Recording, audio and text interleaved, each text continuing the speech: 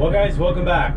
Beautiful day out here in the red pine forest. I'm taking a little bit of a break from that tiny house project. It's a great project, but I tell you, I'm getting a little soft around the edges. My arms are taking a bit of a beating swinging a hammer. So out here in the tractor, what I'm going to do today, it's supposed to pour rain tomorrow, and so in order to keep the ball rolling, I'm going to get some logs put on the mill. You might be able to see behind me there, so that when it is raining, I'm not out hammering nails in the rain.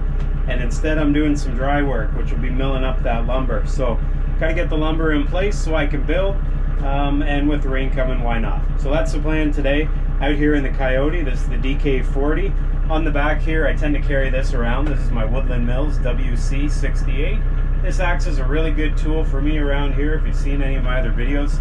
But aside from that, I'm not doing chipping today, but it does provide some good counterweight for me when I'm using my grapple. And you might be able to see it here. There's my HLA. That's a 66-inch root grapple, and it's got a hydraulic cylinder to operate that grapple. So that's hooked up down here. And if I move my earphones there, it's hooked up to my rear remotes lever. So I don't have a third function on this unit, and I've explained that in other videos. So what I use is I actually use a set of long hoses that go from the front of the tractor up on the loader all the way under the cab to the back, hooking into my rear remotes, which subsequently are hooked to this unit here. So kind of a kind of a basic setup, but it actually works quite good for me. If you're interested in any of that info on that that hydraulic setup for the grapple, check out my playlist dealing with grapple. But I'm gonna stop talking, I got stuff to do, so let's get after it here.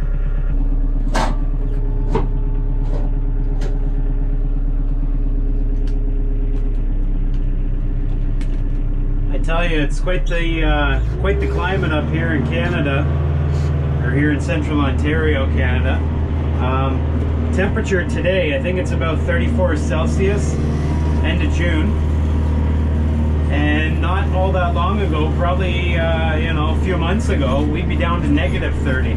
And it actually has temperatures that get down below that. So the swing is quite wild, especially around these parts. But anyways, out here, got the air on, life is good. I'd much rather have the warm than the cold. Well, at least for this time of year, because the heat kills off all the bugs. So good days all around. Anyways, as you've seen in my other videos, I log all this bush through here, so I go through and I harvest them myself, just with a chainsaw. I do all kinds of selective harvest through here, and the reason being is I'm trying to thin the bush down so that I can start to get some sort of diversity in here. It's kind of a, we call it a monoculture, kind of a single species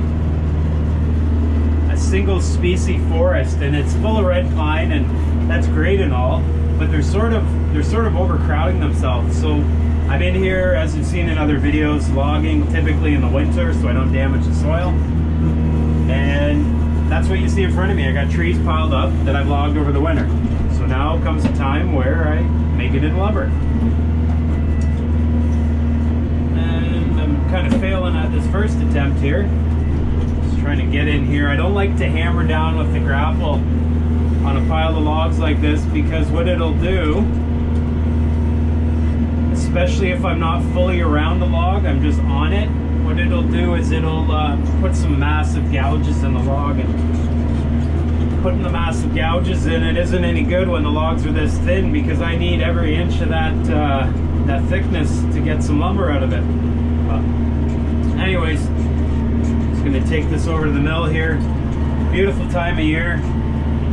Bugs are horrific, let's get that straight. Bugs are horrific right now, but this heat is beautiful.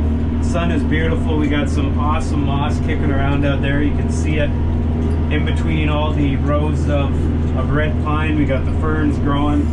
Things are looking up until tomorrow. Tomorrow being the day the rain rolls back in and basically puts a drencher on us. So got to get some work ready to go for tomorrow when the rain's here, so I don't just sit inside and do nothing.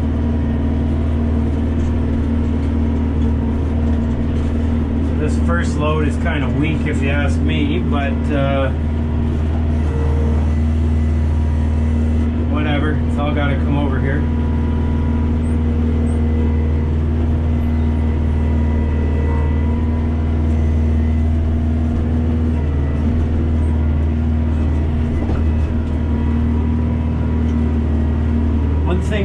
here, I got so many trees close by.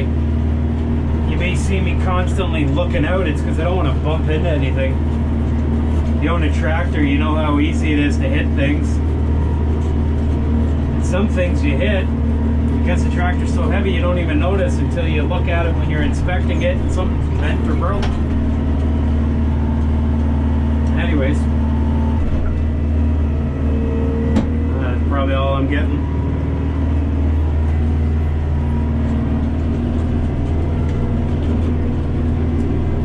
One thing with these hydrostatic transmission tractors, it makes it real nice anytime you're doing work like loader work like this. I don't have to worry about dumping the clutch, or not dumping it, but letting it out in order to creep or any of that. But with anything, there's a drawback. From what I understand, it takes a bit of the horsepower away from the tractor.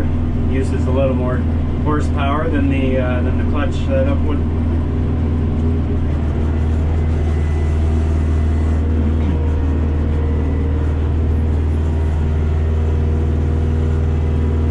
See if we can finagle this thing in. Whoa! Look at that! Beautiful.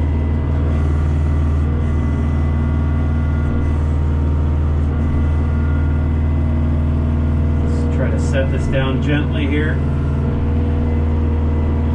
There we go.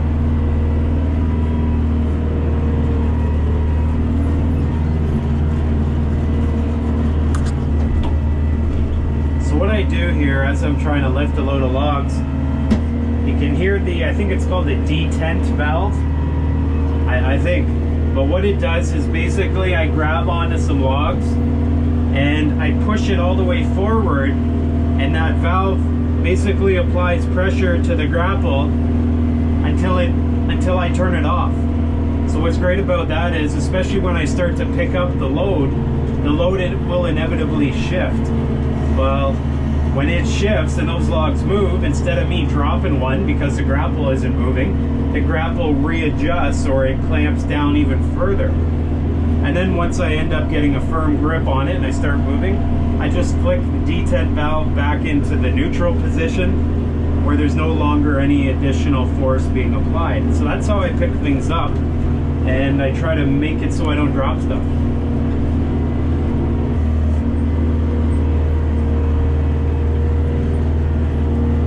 think we're gonna have to do a little finesse-a-roo here. I think I'm just gonna put them out here on this outside section for now.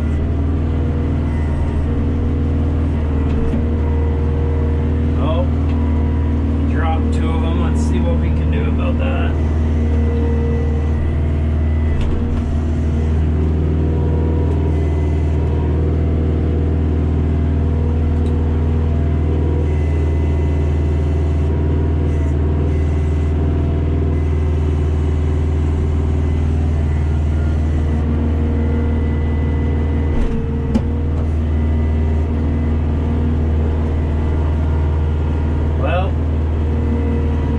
Sums it up. I did a heck of a lot there. I ended up knocking another one off, so I can lift those up by hand. That's what I'm going to do. Anyways, let's get one more load and call it good. So I have the detent valve depressed. You can hear the hydraulic pump working. And once I get up and I'm happy with it, I just flick it back into neutral as I just did, and away I go. What the heck's going on with this big piece here hanging off?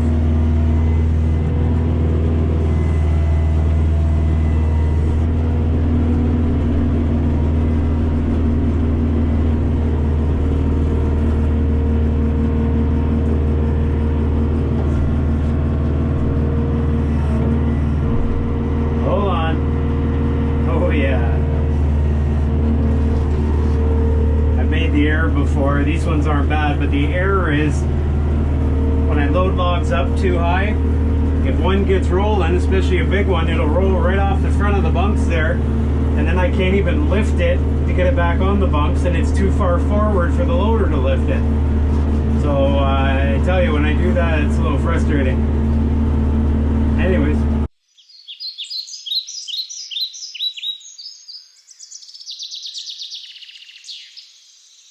Well guys, guys, that's going to do it for me here today. I'm going to put this tractor away here momentarily. Check back next time by hitting subscribe. That way you'll get all kinds of new videos that I publish coming your way. In the meantime, if you're interested in any videos at all, hit those playlists up. I got all kinds of stuff going on, from golf carts to go-karts to tractors to sawmills to chippers, yada yada yada. So, in the meantime, take care and we'll see you all next time.